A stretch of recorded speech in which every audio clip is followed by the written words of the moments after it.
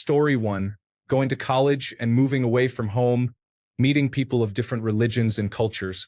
I did not like that the church kept telling me all of these people are evil and corrupted by Satan. In fact, according to this Pentecostal church, even other Christians were going to hell. It was a bit much. Story 2. I found the concept of hell to be illogical. Ever since I was a child, I did not engage much with Christianity but did swim in the swimming pool for about 2 decades.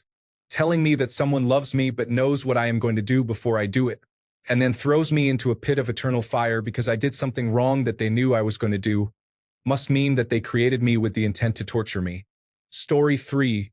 It was the hypocrisy for me. The insistence that the world works a certain way without adaptation to evidence and tests against it. Then there was hate speech and obvious social manipulation. Things started looking too contrived and shallow. Story 4. Observing how members of the church acted and how politicians use religion as power, God never intervened. This allowed atrocities to be committed in his name, meaning he is not deserving of worship or he is not real. Story 5. I once asked a religion teacher, how can God be infinitely just if he works in mysterious ways? The teacher said, it is a divine mystery. By that point in my education, I had already heard enough. My religion teachers could not answer anything in the end. They all kept falling back on this divine mystery excuse. If I am going to believe in something completely intangible, I need the explanation to be robust, and it was not. Story 6. A Christian childhood friend passed away. He was a much better person than me in every way. Kind, smart, and always trying to help. I tried to ignore how wild it is that he is supposedly going to hell, while I, a Muslim who was simply born into the faith, will not, and he will be punished for eternity. This really depressed me, especially since where I come from, religion is so deeply ingrained that it feels almost more than just a belief. Questioning it feels earth-shattering. Eventually, I confronted myself about it, did research on the claims, and assessed the moral aspects that I had always ignored. I cannot stress how much this devastated me, but I ended up dropping it. After a while, as with most things, it got better, and I am completely fine with not believing in it anymore. Story 7. I was born Christian and used to be a firm believer. I came from a Muslim country and was familiar with the oppression and unfairness that Christians have to deal with. Christians were never publicly persecuted, but there were laws and policies set up to target Christians in churches. I think persecution helps you feel more righteous, right? Because the Bible does say Christians will be persecuted. The Muslims in the country also like to play the victim despite enjoying many privileges. Everything anyone does is spun into an attack on their religion. Then I moved to the United States. I was so excited. I was going to the country where Christians are not oppressed and persecuted, where Christians get to do Christ's work without barriers. But, surprisingly, the Christians in the United States behave just like the Muslims back home, complaining over Starbucks cups and people saying happy holidays. It quickly opened my eyes to how much of a false religion it is. Story 8. When I was about 13, the church had a ritual called confirmation where you would reaffirm your faith as a free-thinking individual, having already been baptized and brought up in the church by your family.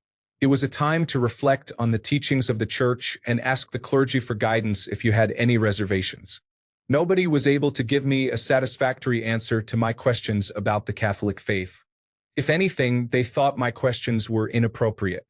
On at least one occasion, I was asked to speak to a priest privately for fear that I would create doubt in the minds of my fellow Sunday school classmates.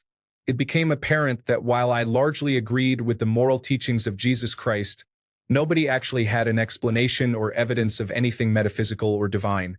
The church was a social club, a matter of identity, and that was fine, but it was not something I needed, wanted, or after sincerely investigating, genuinely believed in 100%. I did not need a membership to establish that I was a good person, and I did not find the same comfort in their metaphysical theories that many others did. Story 9. I read a second book, then a third, and then a fourth. It does not take long to understand that religion, not spirituality, is a fraud. Story 10. I saw the way they treated non-Christians. I grew up into the brainwashing, but even at a young age, I couldn't understand how these supposedly godly people would so gleefully turn to hate against those they didn't like. Jesus taught a beautifully simple message of love and compassion, and every Christian I've ever met skips right past those chapters straight to Leviticus, their favorite book. I still consider myself a follower of Jesus' teachings, but I don't associate in any way with Christians. Story 11. Former Catholic. It occurred over stages, but eventually, when I was in college, it just broke open. Hypocrisy. This was the big one that opened the door to questioning. There were two main issues. Why should I give up my wealth when the church has gold-plated Bibles, marble altars, and stockpiles of ancient relics stored away? And why do non-Christians go to hell for simply not believing in Jesus? I knew several Buddhists and Hindus who were far better behaved than Christians. It didn't make sense to me that they were going to hell for simply not believing in Jesus. Reaction to sexual abuse claims. Seeing how they reacted to claims of sexual abuse, from the people who brought these are doing the devil's work, to slowly pivoting as the true scope came into view to, let's just wait to see how verified these can be. Anthropology. I took an anthropology class that finally explained religion to me and provided a reasonable explanation about religion as a method for humans to explain things we couldn't explain, without having to think too hard. Story 12. Realized for the God of the Bible to exist, it would have to be a being of such extraordinary malevolence that I want nothing to do with it. None of the other religions particularly appealed to me after leaving Christianity. Story 13. It was a long process through my 20s and 30s. It started with taking one of the hardest classes I took in undergraduate studies, the history of Christian thought. This covered the Reformation onward. I learned and considered how much of what humans dictated was in the Bible we have today. It was largely fueled by Christianity in the United States being a total distortion of everything Jesus seemed to be telling his followers. Ultimately, I came to the conclusion that had I not been born in Appalachia to Christian parents, I would never have been Christian. Story 14. Growing up, I found that my peers within the Church of Jesus Christ of Latter-day Saints really made me grow to resent that community. Utah is predominantly Mormon. When you are young and in the group, everyone is exceedingly polite and nice to you. When my family stopped attending church while maintaining our belief, I noticed that my neighbors stopped waving back and stopped looking at me. I was a child and it felt wrong. As I grew up, I never returned to church but continued taking seminary classes. Then I went to college and was exposed to philosophy and a larger world of ideas. I explored other religions such as Buddhism. As I studied other religions, it made less sense that the religion of my upbringing claimed to be the one true church. I became agnostic and practiced mindfulness and meditation. The more I read, the less things about my now former religion made sense. I was angry. I felt I was lied to. I felt like the history I was taught in seminary intentionally omitted some of the most damning facts. I became an atheist, an angry one. Taking some life to the face made me gravitate towards existentialism as I battled depression. Over time, I softened towards religion. Now I just do not believe in God. I feel much more at ease with religion. I still find exploring religion to be an intellectually stimulating activity. I just do not believe in it anymore. Reminders of the more toxic aspects of Mormon culture do genuinely upset me to this day. But to the believer, it is clear it provides comfort in a rather unforgiving world. That is enough for most people. Story 15. I got in a car accident at 22. I had a unique experience called third-person syndrome. I was also stuck in bed for over a year recovering because I had to relearn how to walk. During the recovery, I went down the rabbit hole trying to find out what third-person syndrome was and why it happens. That led me to explore what our brains think and feel and how they react to stimulation. That, in turn, led me to understand why people believe things, then why people believe mythology, and finally to the evolution of human belief in God or deities. After coming to the conclusion that consciousness is created by the brain, belief in God is a byproduct of evolution in the brain, and that religion is a collection of stories ancient people told to justify natural processes they did not understand, I could no longer believe in God. Story 16.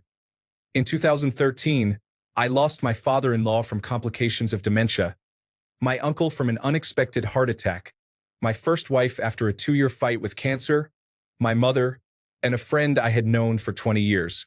The Christians came to offer comfort. One said it was God's will that my child was left without a mother and that my life was turned upside down. Another said I was lucky because he was divorced and his ex was still alive, but mine was dead, so I did not have to worry about it. Another lied about my mother at her funeral. There was so much horrible behavior and smugness. Many of them tried to take advantage of my grief. I was already leaning away from Christianity, but that cemented it. Story 17. 2 main reasons. First, I saw many of my family members get convinced to give way too much money to the church, and it was never enough. Second, I saw the world and realized how much misery there is in it. This led me to question the existence of an all-powerful, all-knowing, loving God in the face of so much pain. Combined with the greed I observed from so-called holy men, I concluded that God cannot be real and that the church is just a long-running con seeking to prey on people's fears in order to gain power and wealth. Story 18. I grew up observing the constant use of religion as a form of power in some people's lives. You cannot question their decisions because they say God told them. Really? God told you to microwave your coffee for 48 seconds? That actually happened. This example might be extreme or reflect severe mental illness, but situations like that do occur. Also, the majority of religious people, primarily Christians, I have encountered have been some of the most toxic and worst excuses for humans in existence. Story 19. Uber religious in my early to mid-20s. Radical traditional Catholicism appealed to me as a way to fill a lack of direction in my life and, I hoped, cure my sex addiction. The truth is that while I loved the rules and self-discipline, I just couldn't truly believe in a supernatural being that has never been proven to exist. It didn't happen overnight, but gradually. I would say I truly didn't become a full atheist until I was in my late 30s. I have not regularly gone to church since I was 29. Story 20. I cannot say I was ever religious myself. I grew up in the Bible Belt and most of my friends were extremely Christian, but I was never indoctrinated into it. The lack of indoctrination generally makes it easy to see organized religion as the farce it is. Story 21. Was kicked out of church for asking, if God created everything, why would he create evil? I would not settle for the typical church answers and kept pushing. I was kicked out because they did not want me corrupting the other youth group members. I laughed on my way out because I knew what those kids were already doing. Story 22. I turned 10 and found some books and stories that I liked better, mainly science fiction, which led me to have more faith in actual science. Story 23. Too many school shootings and worldwide tragedies, and hearing my former pastor say it was all part of God's plan. Sandy Hook was the final straw. Well, that is not a God I want to worship as the greatest being or something I am devoting any brain power to. Story 24. When my Sunday school teacher told me dogs do not go to heaven because they have no soul, as soon as I got home, I gave my golden Labrador Angel a big hug. Story 25. I looked at the world and realized that it does not in any way, kind, or form behave as it should if an omnipotent, omniscient, benevolent supernatural power had created it and guided it. Too long. Didn't read. Reality gives no indication of transcendental beings. Story 26. What really broke it for me was the Epicurean paradox, the problem of evil. This refers to a classical challenge to the idea of an all-powerful, all-knowing, and all-good deity in the face of evil and suffering in the world. This challenge is often called the problem of evil and comes from the ancient Greek philosopher Epicurus, 341 to 270 BCE, or at least is attributed to a school of thought. Is God willing to prevent evil, but not able? Then he is not omnipotent. Is he able but not willing? Then he is malevolent. Is he both able and willing? Then whence cometh evil? Is he neither able nor willing? Then why call him God? Story 27. No one thing, just constant unsatisfactory answers to questions, which created more questions. Finding out that the historical accuracy of the Old Testament is basically non-existent was also somewhat surprising. Story 28. I'm not sure I'm an atheist yet. I don't think I could ever verbally deny the death and resurrection of Jesus Christ. That is part of who I am, and I've come to accept that. But I left home at 19 as a young Earth creationist, dogmatically committed to Christianity. Now at 34, I rarely consider religion and mostly keep up appearances for family. It was a slow erosion through my 20s where I engaged less and less with the church, and I found my life actually improved the less I engaged with it. When my niece died, I was surprised to find I was not angry with God. I expected to be angry with him, but instead, I found the whole concept kind of silly. I watched my family members trying to frame this tragic event as part of God's plan, and I thought, what are we doing here? This is just silly. God was not there, and everything I saw my family doing looked like a desperate attempt to force him into the situation. I have a problem with atheism too, mostly with the label and its implications. Anyone who claims to be an atheist usually has more interest in the subject than I want to engage with. I prefer to say I just don't think about it much because I don't, and my life has been better since I stopped. Story 29. I met people from outside my community and grew up, I guess. A lot of what I was taught as absolute truth is objectively laughable, so I left it behind. I'm not worked up about it or anything. I just almost never think about religion one way or the other. It simply isn't a part of my life in any meaningful way. Story 30. Not entirely sure I would classify myself as an atheist, but leaning that way for now. It just seems like there is a lot of unbelievable stuff in the Bible. Noah's Ark, people living to 200 years old. Things that frankly seem like nonsense. Then, the oldest writing we have about Jesus is over 100 years after his death. Imagine if 20 years from now, people wrote about Franklin Delano Roosevelt. No primary or secondary accounts would exist. It would be very inaccurate if there were no texts written before then. Maybe there were for Jesus, but it seems like very few since we have not found them. Story 31. I read the Bible cover to cover. I studied it in detail in Bible college and also read hundreds of history texts about it. I dropped out of Liberty University after 2 years and left the church soon after. It is just another made-up cult like all the others. Is there a God? Maybe, but that book has no more evidence than any other. Story 32. Went through some really difficult times and realized that God had never answered any of my prayers and was not going to this time either. Story 33. It was a whole series of things, but it began when I asked my fundamentalist evangelical missionary parents why God did not answer my prayers. My dad exclaimed, "But he does answer. God always answers prayer. He might say yes, he might say no, or he might say wait a while, but he always answers." I was only 10, but that was old enough to realize I could pray to my shoe or a milk jug and get the same results. Story 34. Over time, I have noticed that every religion is a tool for manipulation, exploitation, and robbing the population by scaring people and making promises without basis.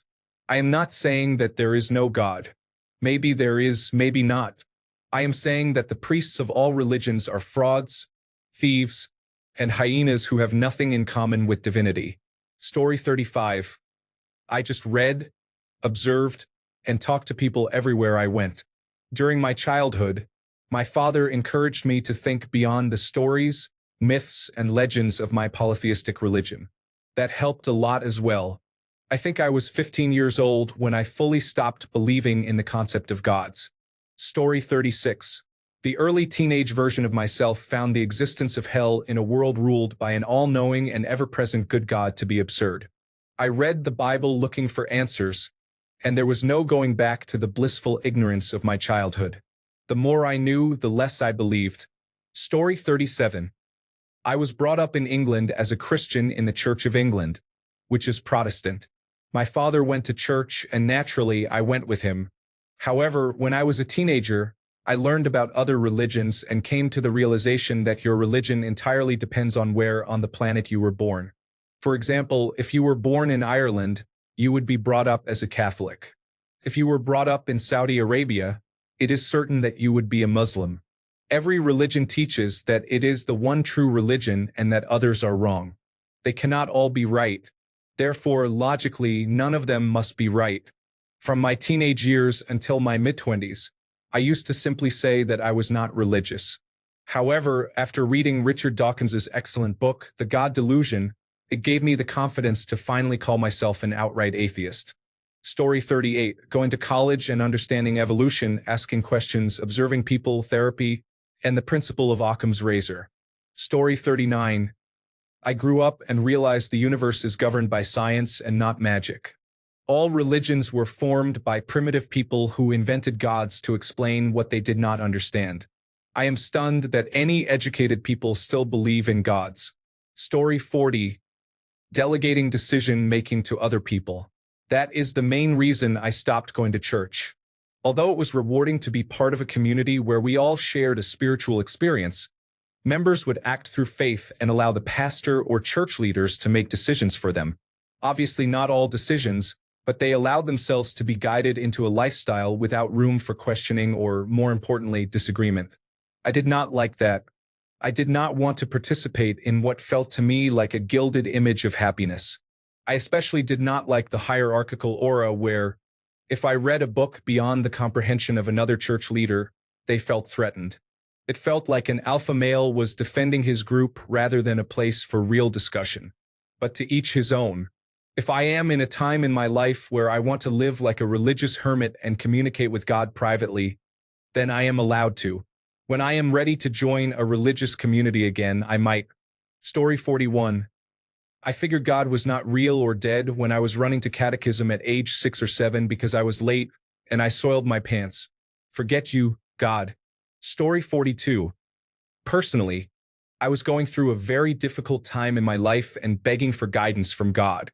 Eventually, it became obvious to me that I had just been doing what I felt was the right thing to do all along rather than God guiding my choices. I started examining the reasons I had believed, and it really boiled down to believing what I wanted to be true. Now I can't help seeing this whenever I hear people promoting their religion. Almost without fail, people who are proselytizing talk about how wonderful it will be to go to heaven and how great it is that Jesus saved us, instead of telling me how I could determine that any of this is true. To me, it sounds like trying to convince me I am a multimillionaire by telling me how great being wealthy is instead of just showing me the bank statements. Story 43. I was a 14-year-old kid helping these Christian church elders unload a truck. I can't remember how the conversation started, but they were complaining about Jewish people in this small city buying up property. My first thought was, well, outbid them then if you want the property. How can you drive past a place and know someone's religious identity? Aren't you church elders and at least supposed to set an example in front of a 14-year-old kid? Story 44. Spending time around non-believers and seeing the contrast between them and most of the Christians that I grew up around, I realized how much of the stress in my life was due to trying to force myself to follow rules that I did not actually agree with and that had no basis other than spirituality. Getting older, I saw how much of a grift the whole thing is and how little most Christians genuinely care about their own faith, while they are held up as exemplars by their peers. I left in my late teens or very early 20s and have been much happier since. Story 45. The older I got, the more life threw at me, the wiser I became. I started to see the holes in the rhetoric and the hypocrisy of the Christians around me. Many of them did not practice what they preached and judged others for trying to live their lives and be happy. The hate, the hypocrisy, in the name of Christ, who walked with the wretched without judgment but with understanding. People who walk the walk I have great respect for. As I began to lose my faith, I educated myself on the history of Christianity. What I saw only pushed me further away. Unspeakably evil acts have been committed in the name of God throughout history, not just Catholics but Protestant faiths as well. I was raised Southern Baptist. I learned about the horrible connections to the Ku Klux Klan and how many of these groups were centered in churches. Then we get into how the church conducts itself in the modern age, pushing against education by suppressing science and attempting to force beliefs on school systems. I am not even going to start on how they treat the lesbian, gay, bisexual, transgender, and queer community. I understand that this is a broad generalization, but it all culminated in the abandonment of any idea of faith or God for me personally. I respect some of the core tenets of faiths around the world, but you do not need faith to be a good person. In the same respect, you can be a person of great faith, wholly dedicated to the church and its teachings, while being the most deplorable person on this planet. Everyone believes what they need to get through life. As long as you treat others with kindness and respect, I completely support you and anything you believe in, be it God, Allah, Buddha, or nothing at all. To me, that is not what matters. It is your actions. Story 46. I came to my senses. I saw that religion was a harm in the world and the hypocrisy that came with it. Story 47. I was promoted to the administrative council of the church, and it ended my desire to be part of it. It was a business focused on maximizing revenue. I left the following year and have enjoyed Sundays at home with my family for 20 years. I was never a person of deep faith, but I thought they were trying to do some good. They were not. Story 48. I couldn't find an answer to the question, why do you believe? That made any sense or could be applied to any religion. It helped that I read The Demon-Haunted World by Carl Sagan. It did not help when the Catholic Church was repeatedly caught hiding child abuse. I would wager that everyone who is a member of the Catholic Church is either a victim, knows one or more perpetrators, or knows several victims. I do not think an all-powerful, all-loving God would allow that to happen. If it did, I want nothing to do with that kind of love or power. Pascal's wager is flawed. The Kalam cosmological argument is flawed. I am quite happy to say that there is no God, no afterlife, and nothing more than this existence we have now, so I should make the most of it. Story 49. There is no God, and that is the simple truth. If every trace of any single religion were wiped out and nothing were passed on, it would never be created exactly that way again. There might be some other beliefs in its place, but not that exact belief. If all of science were wiped out, it would still be true and someone would find a way to figure it all out again. Penn Jillette. Story 50. Looking back, I think I had not really taken any of it seriously for a long time, but my epiphany came the first time I saw a person die. This may sound strange, but I grew up poor in a rural and remote area. I had hunted and killed animals, slaughtered farm animals for butchering, and put down a few dogs. By the time I turned 20, I had seen a lot of death. When I saw a human die for the first time, I realized there was nothing special about it. There is no soul, no magic. We are just animals. I was tremendously relieved to know that all that stuff I had been taught was false. Story 51. Two major events for me. I grew up in the Episcopal Church. I never fully bought into it, but I was there going through the motions as a kid. Maybe as I got older, I would go down the wormhole, maybe not. So in 7th grade, I read the Bible. I lived in Virginia Beach, Virginia. If you know the 757 area code, you know the Regent University Christian Broadcasting Network and Pat Robertson crowd is big down there. My 7th grade English teacher was a big Pat Robertson follower. Of course, we spent the entire school year reading the Old Testament. She force-fed us that material. Then, after reading it every morning, she would basically preach to us, and when the religious kids would give their literary thoughts, they were 100% giving testimonials. The whole thing just gave me a bad feeling. Secondly, reading the Bible was just difficult for me to accept. How do people truly believe that? A few years later, we moved to a new town and started going to a new church. Some couple befriended my parents. My mom and the husband began having an affair. My mom left my dad for the man and abandoned me and my brother. The wife killed herself. The church members all began to take sides. One afternoon, we got a call from the church. The preacher asked to speak to my dad and told him that he was no longer welcome at that church. Like, what even is that? I was already pretty much a non-believer because of my zealous English teacher, but I loved the church community. After watching that situation become toxic, I will never participate in organized religion again. Story 52. I was in Catholic school until university. In high school, I was very homophobic. In university, I met gay people and they were cool. Not anything like what I was told. They did not try to convert me, which is a big fear that the church instills. They say something is evil, and they say that the evil tries to bring you into the family. Sounds silly now, but looking back, it was a real fear back then. Then a number of smaller events happened, followed by a big one. My ex-principal in high school was one of those pedophile priests. After that, I started looking into the whole situation, and now I am an atheist. Story 53. You are going to burn in hell if you are tempted by something which you cannot control, unless you give a member of the church blackmail against you. This is clearly an extortion scam. You cannot tell me that Big Brother is bad and then tell me to submit to Big Brother. Story 54. I joined the army and went to war. I felt like a hypocrite calling myself religious when I killed people for a living, although I would say I am more agnostic than atheist. Story 55.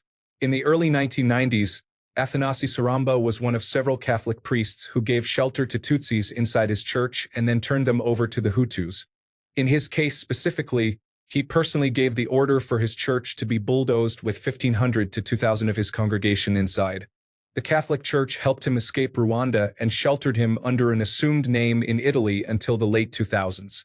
Coincidentally, this was about the time I was preparing for my confirmation. I could never reconcile how the church had stronger condemnation for a man who loved another man or a person who got divorced than for a man like that. It started me down a line of questioning that ultimately ended in me concluding that if there is a God, it is not one deserving of worship.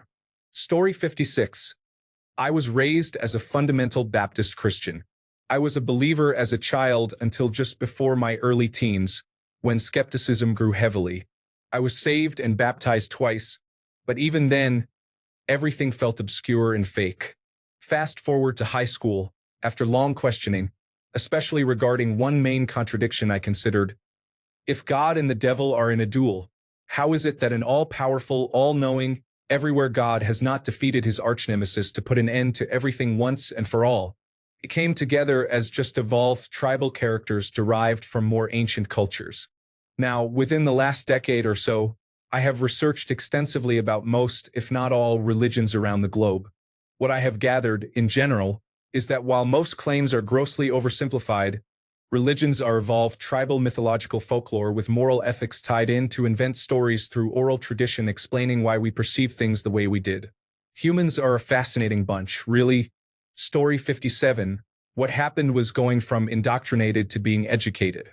As is the case for most former individuals, I would venture to guess. Story 58. It was not a transition as such.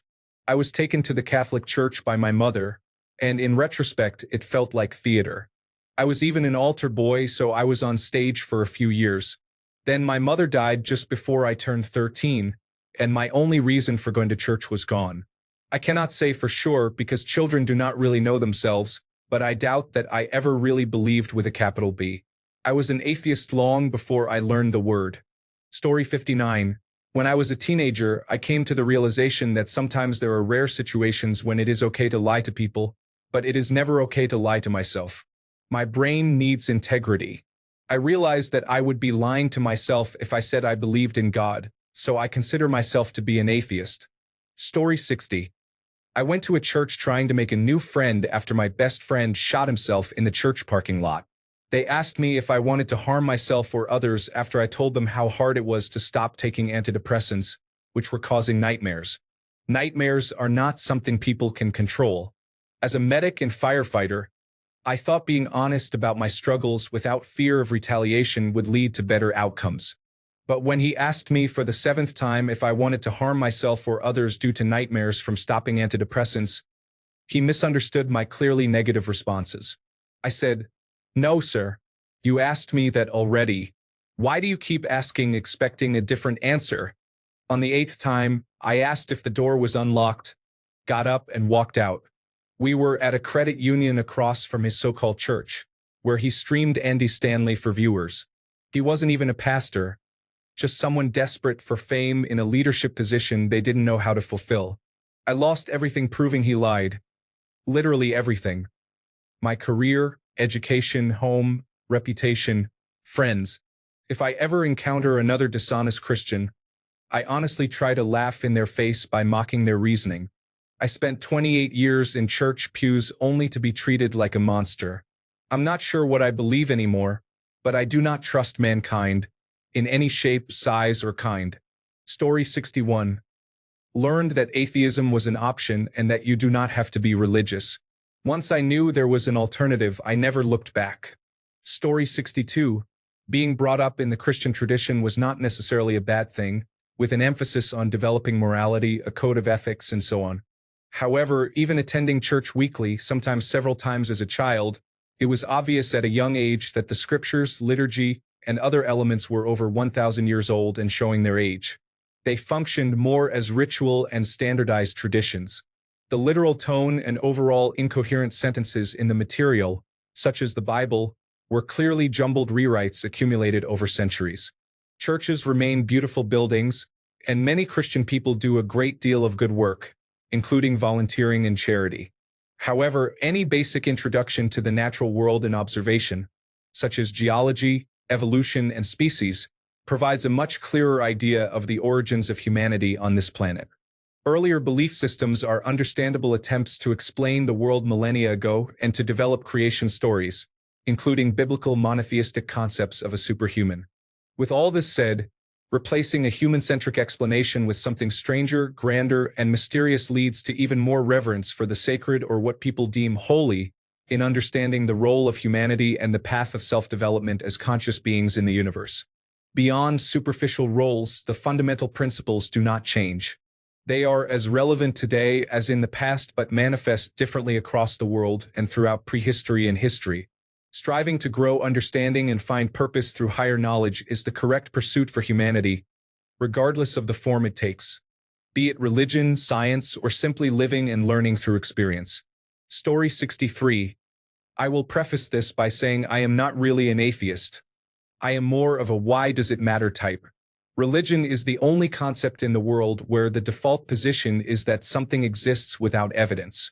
In law, we assume you were not at the crime scene until evidence implies that you were. In medicine, we assume you do not have a disease until you report feeling ill. When you see someone walking down the street, you do not assume they have children until they mention them. Yet, because we are told about it as children, when we are not able to ask critical questions, God's existence is assumed as fact. When applying any level of rationality, whether it is the scientific method, legal precedent, or something else, religions are theories at best. Story 64. Mostly my parents forced me to go to Sunday school. I'd sit there at age 10 and think, wait, hold up, you actually believe this stuff? Even though I went to church nearly every Sunday growing up, the whole thing always seemed bizarre to me. I did believe in God for a long while after I stopped going to church. I stopped believing in God when I saw how much pain my own family, who are good people, went through for seemingly no good reason. I also saw others dying and struggling. I couldn't accept that there is somehow an all-powerful being who lets terrible people control the world while the best people on earth struggle just to live. Story 65. I grew up mostly, had a child, and the whole story of Abraham and Isaac feels very different when you realize that God demanded this man kill the child he had been hoping for years to have. Abraham agrees to do it, only for God to say, "Just kidding." Over and over again, we can look back through the stories and see that God is a tyrannical bully. Many people stop believing because of science or lack of evidence, but I stopped believing because, even if it were true, I do not like bullies. Story 66. My father died. According to my religion, my father is in hell right now. My father was the best man I have ever known. Any deity that would send him to hell is not worth following. Story 67. I grew up and formed my own conclusions and opinions. Religion is a man-made concept created to answer the unanswered questions humans have had about the world and the universe since the beginning of time. Feels very silly and pointless to me. Story 68. Just observing that bad things happen all the time did not align with the idea that God loves us. As a very young man, I remember someone saying that God works in mysterious ways. It seemed almost as if he did not exist. So, he could stop these terrible things but decides not to. Even then, it sounded like the adults knew it was not true but needed to believe it anyway. Story 69. Once I was no longer a child, I thought about it. Then I realized it was all just kind of silly. Out of all the religions, what are the chances mine is the right one? And look at all the troubles religion has caused: war, genocide, child abuse, child soldiers, and more. Also, God is portrayed as very self-centered even in the Bible. I would rather follow Satan. He is an underdog who disagreed with God's way of doing things, so God banished him and his followers to hell. God allowed Satan to torment a man just to prove a point. He still loves himself and expects worship. He let his son be tortured for forgiveness. He put two innocent, childlike beings on earth and said, "Don't eat that apple." Of course they did, and somehow that justifies suffering. How many times has God been associated with wars? He even wiped out almost all life on earth at least once by drowning everything, treating our lives like a sketch you shake to erase.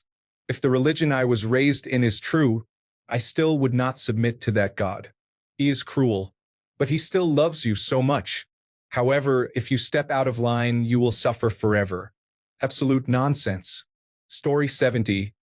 My mom was an atheist. After she died, anytime I went to church, I would hear someone say something about going to hell if you do not accept Jesus Christ as your Lord and Savior. To me, that was the same as saying, your mom went to hell, not due to the content of her character, but due to Jesus' ego. My mom was an amazing woman. She helped many people. If heaven exists, she deserves to be there. But God is so egotistical that no matter how good a person is, he will condemn them to hell if they do not believe he exists. It does not matter if you have spent your entire life feeding the homeless, fostering children in the system and raising them to be successful adults, saving 50 puppies from burning buildings, and replanting an entire forest with your bare hands. You receive the same punishment as a murderer in the afterlife for simply not believing. That is a hard sell for me. Even if there were proof of God's existence, I still would not worship a deity who would choose to use the fear of hell as a motivator rather than love and grace. Story 71. As a child, I came to the realization that Santa Claus was not real at a fairly early age. The ideas of Easter bunnies and tooth fairies already seemed absurd to me, and Santa naturally followed suit. Still, I held on to the joy these myths brought, as their underlying messages about generosity and the spirit of the season seemed valuable and meaningful. Not long after, I began applying the same reasoning to religion.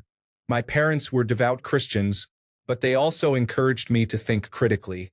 I was careful not to share my shifting beliefs with them, and for a while, I held on to Christianity through a more metaphorical lens. Perhaps Jesus was a real historical figure.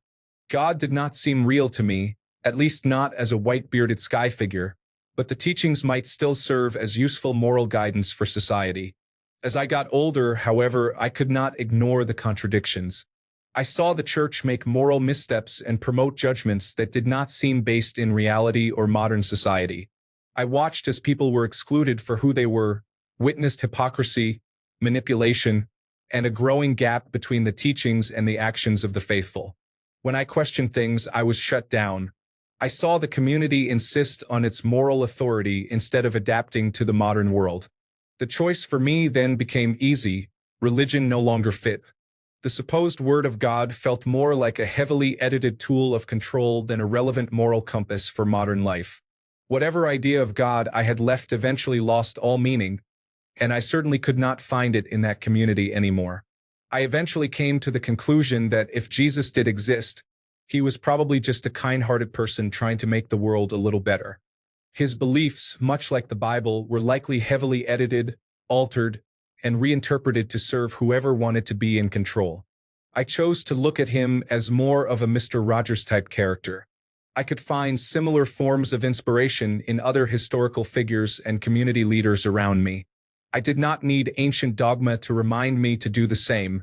I came to understand that my own values, rooted in empathy, reason, and humanity, offered more authentic guidance than any divine authority or threat of damnation ever could. I have come to realize religion is nothing more than old laws. It was what existed before the societies we see around us today were thriving. Churches do not need my efforts and energy. The society where I live does.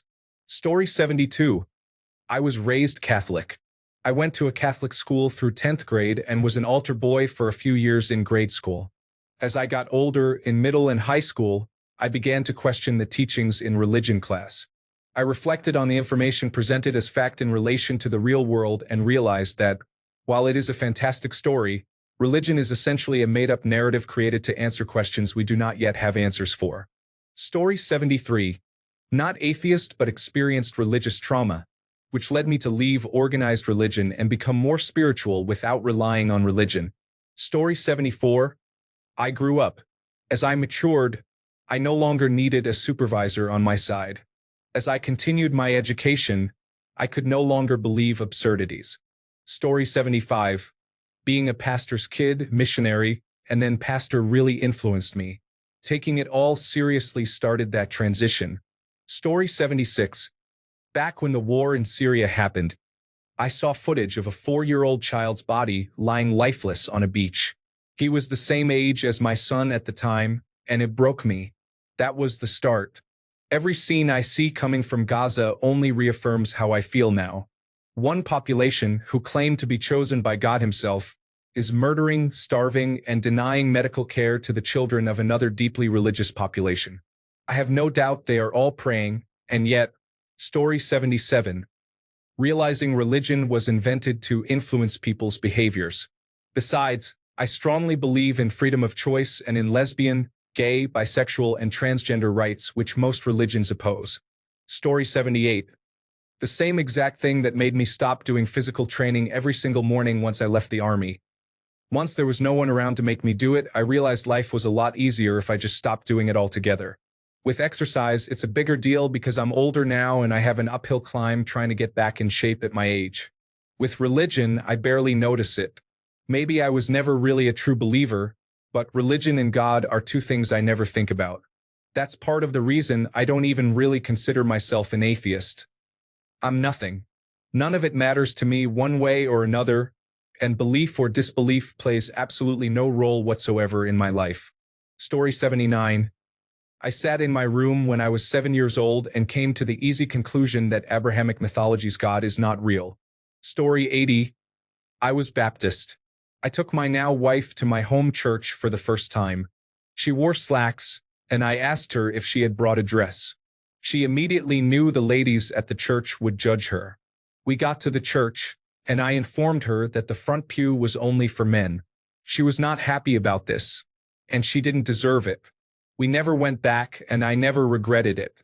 That is not the way to treat your future wife. There is so much hypocrisy in religion.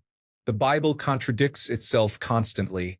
People cherry-pick verses to prove a point without considering the context of the surrounding passages. That is why I left it behind. There is no sense in it. The vast majority only believe because it somehow makes them feel better. But somehow, having never read the whole Bible, they act judgmental because they go to a building on Sunday. Thanks a bunch for sticking around till the end of the video. Remember to subscribe, and until next time, stay awesome and goodbye.